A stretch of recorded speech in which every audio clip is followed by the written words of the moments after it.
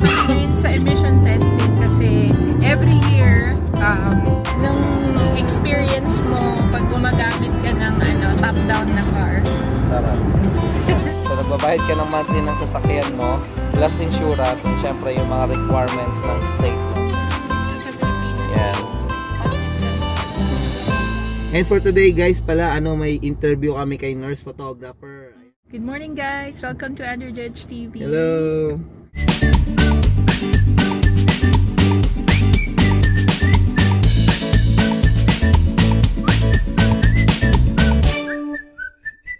Saturday today. Yes, hindi, linggo. Weekend na ulit guys. Ang bilis ng araw. Yeah. Magtatapos na ang September guys. Grabe, yes, October na. October na. Ganun ata kapag ka may sinet kang bakasyon eh. Bumibilis. Di actually talaga feeling mo dito sa Amerika sobrang fast-paced ng buhay, no? Kasi parang everyday nag-work ka, tapos pag uwi mo, feeling mo matutulog ka na lang, magpapahinga ka, tapos kinabukasan pasok ka na ulit. Diba? So, yun yung pakiramdam ng fast-paced na buhay. Kaya minsan sarap mag-slow down. Like, we're trying our best to slow it down. Oo. Pero parang ang hirap lately. Ewan ko ba kung bakit. Pero ayun, sabi nga nila mas mabilis ang oras kapag busy ka. So, yan. Ito siguro pagka winter medyo mag-slow down kasi hindi tayo lalabas-labas na masyado again. Pag wala ka masyadong ginagawa, yun, syempre slow ang lahat. Ayan, so ano ba gagawin natin for today? Today, pupunta tayo, guys, gamit namin si Ringo.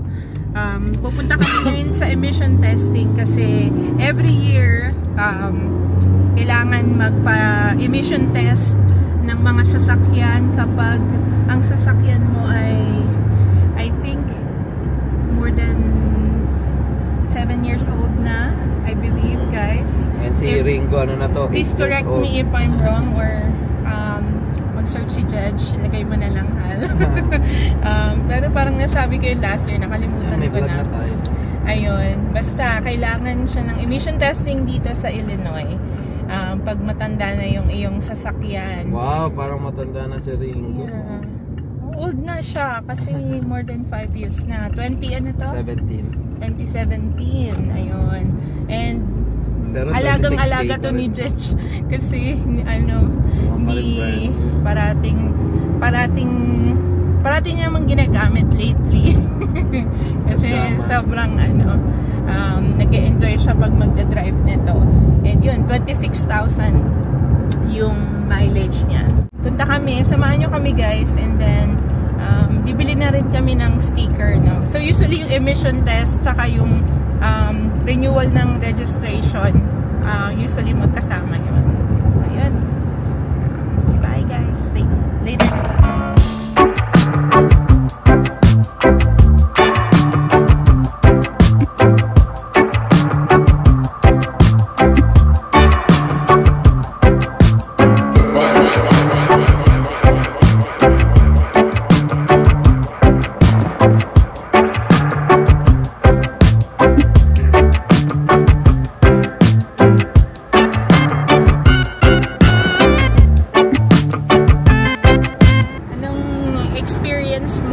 Gumagamit ka ng top-down na car. Sarap. Enjoy guys. Yung napaka-immersive. Ang ganda din kasi ng handling ng ng Miata guys. So, para kang nasa 750 horsepower na sasakyan pero nasa 205 horsepower lang or nasa 200 horsepower lang. Pero yung pakiramdam mo napakabilis no. Tulad yan, takbo ko nasa mga 40s lang. Feeling ko nasa 80s na ako guys. Pero sarap guys, ang sarap. Ang ganda ng handling. Saka diba nasasatisfy yung yung parang hilig ko sa motor. Pero hindi ako makapag-motor kaya top down na lang. Ayan. Pero sarap guys, fun Ang Miata talaga is fun car talaga siya, guys. Maraming mga fan base ang Miata. Kaya yun. Pag talagang ginagamit ni Judge yung kotse na to talaga. Feeling ko racer ako. Happy talaga. So guys, dito na kami sa emission testing. Kasama namin kayo dati dito. And ayan, medyo busy today guys. Kasi Saturday. Mostly yung mga tao available. Illinois Air Team. Vehicle Emission Testing Station.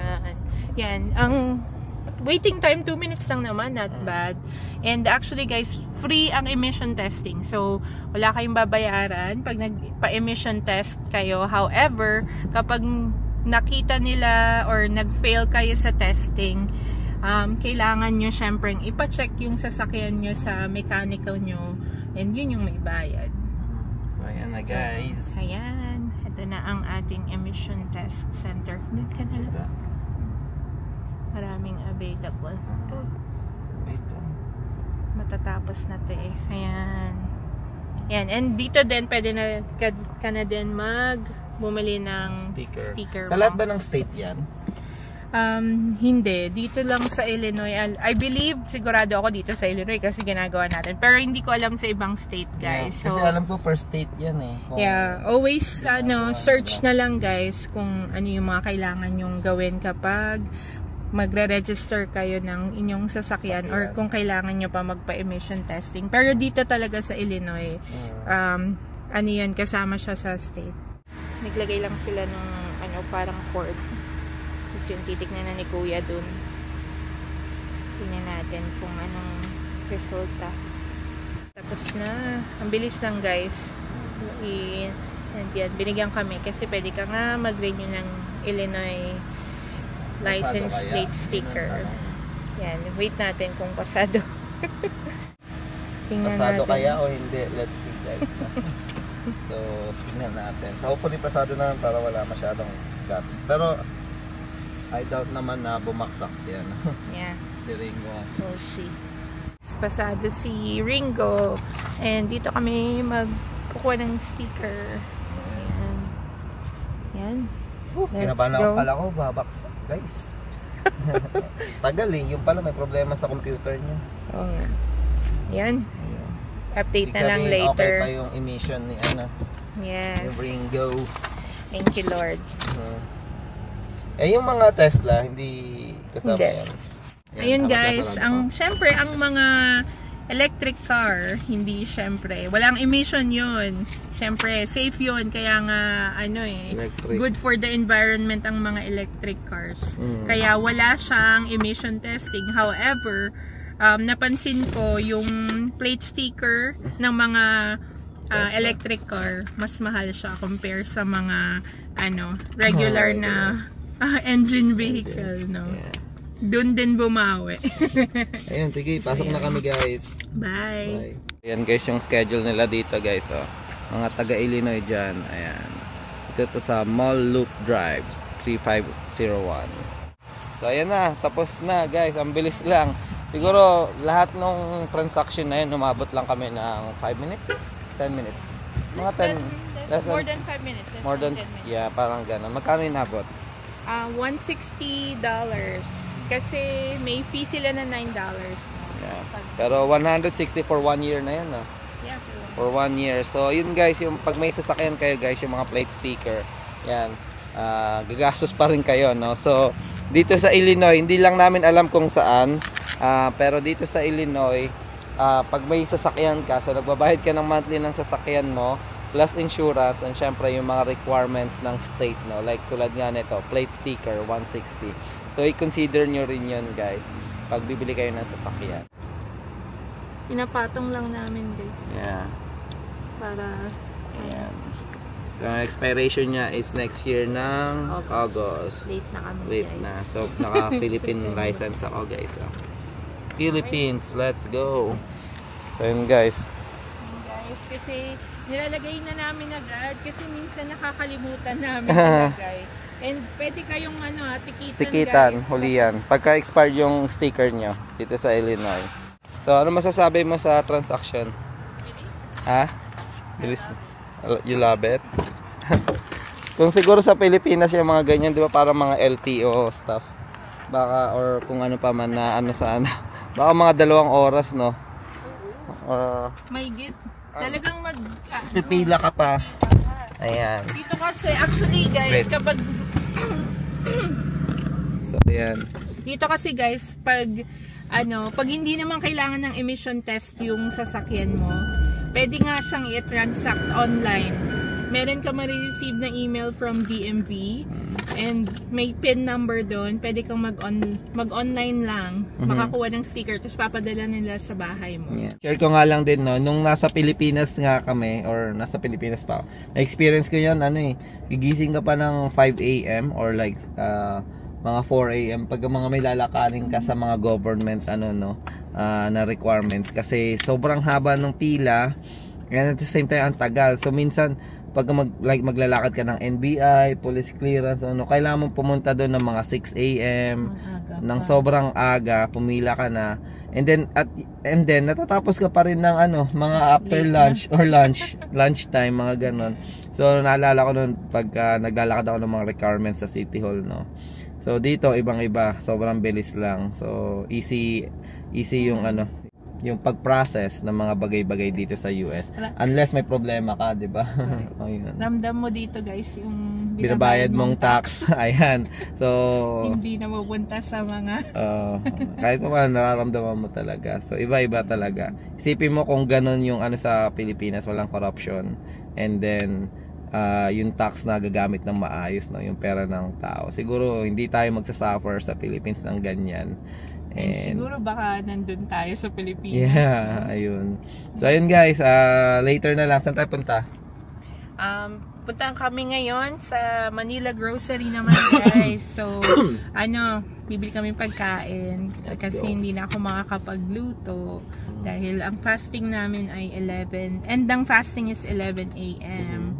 So, kakain na kami pagdating ng sama na kayo Manila Grocery. And for today, guys, pala, may interview kami kay nurse photographer. Ayan, shout out Sir Daniel. Ayan, makakausap na namin finally, nag-okay yung schedule namin, no? Nagtatagpo na. Yan. Kasi kung mapapansin nyo, guys, kasi family kami, guys, yung schedule talaga namin, talagang, may mga check-up sick lane, may mga sick layer, may mga school activities na kailangan puntahan bukod sa work namin. And syempre, bukod sa work namin, may mga activities ng mga bata, schedule ng mga bata, and syempre may mga errands pa kaming Kaya finally nagtugma yung schedule namin ni Sir Daniel, or aka nurse photographer. So see you later, sir. Excited na kinakabahan kami. Excited. Chill lang sa mga tanong, chill lang sa mga tanong. Hindi, magandang usapan yun for sure. So abangan niyo yun, guys. Abangan niyo yun.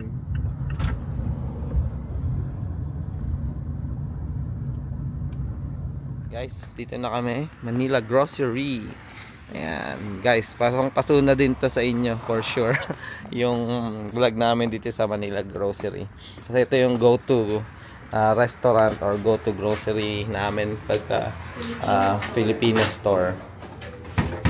And ayan, dito yung mga grocery stuff nila. Parang tagal na natin din nagsardinas. Kuha ka nga.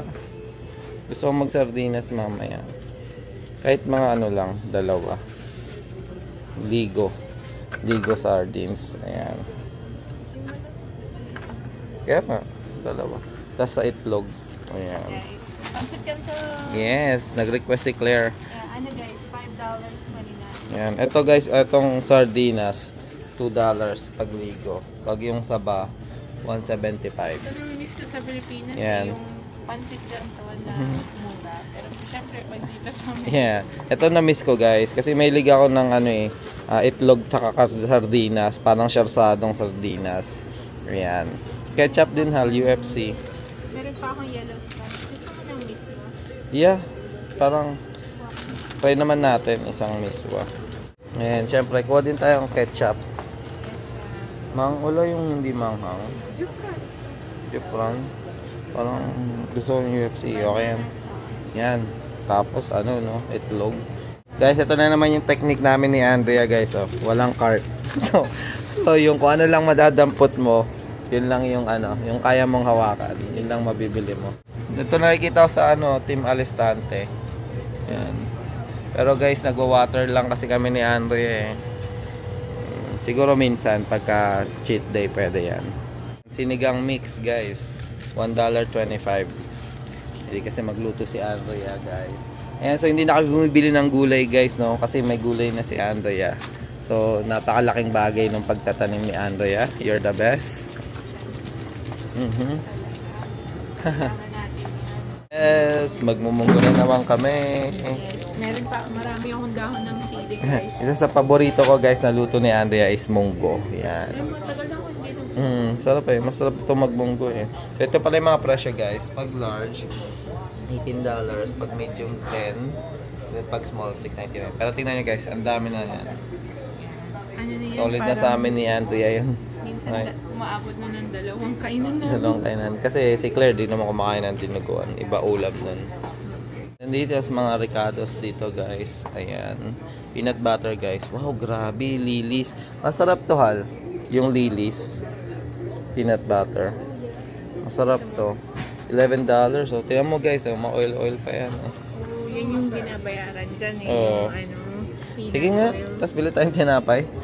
Pagka alam mo, 'di ba, pag nagda-diet tayo, para hindi na tayo magra-rice ng hapon. 'Di ba? Yeah, peanut butter, good $12. Nakakabusog kasi parati. Tapos bili na tayong tinapay. Favorite snacks namin, Nova, $2.49, and then Piatos. Mura din pala eh. Gusto mo? Habang high-Q mamaya. Ayan. Ayan. Tapos to, Chippy. Ayan. Meron din sila ditong Nagaraya. Ayan. $2.99. And then yung Ding Dong is $1.75. Ayan, $1.75 yung Ding Dong. Ito din, mga common, Century Tuna. Pang baon-baon ko dati ito sa sa work nun, no? Kasi yun nga lang, ito lang kaya natin. Corn tuna, saka Century Tuna. So, solid na solid sa atin yan. $3.25 dito. Hi guys, ayan. So, tapos na kami guys. Magkano total damage? Sa grocery, Manila Grocery, 76. 76. So, 76 na to guys. Marami-rami na tong kainan. Bira lang naman kami nag-Pilipinas store. Yeah. Sahod naman yesterday. Yes, ayun. So, siguro guys, dito na namin tatapusin yung vlog. Maraming salamat. And syempre, patuloy pa rin kaming gagawa ng mga Buhay America vlogs, nursing vlogs, and syempre, travel vlog. Abangan nyo yun guys, malapit na.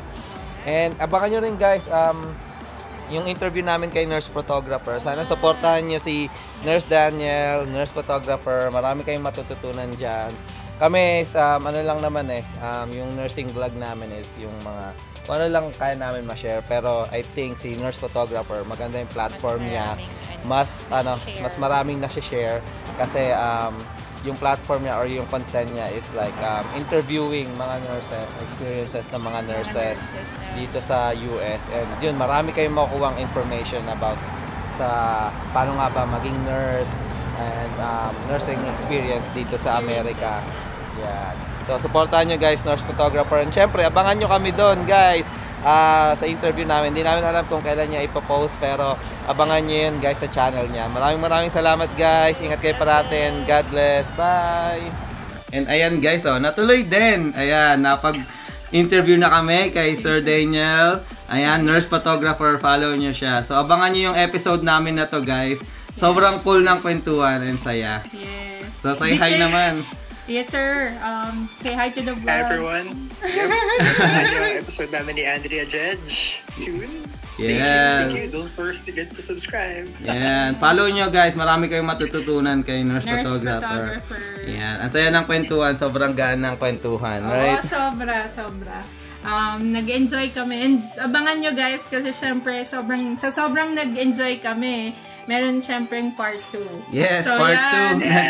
Abangan nyo yung aming interview kay nurse photographer. Kulang yung isang episode. Kailangan talaga may part 2. Ayun sir. Sige, thank you And may mga sasabihin ka ba sa mga subscriber namin na for sure subscriber mo rin. Kasi yan, mas nauna ka sa amin.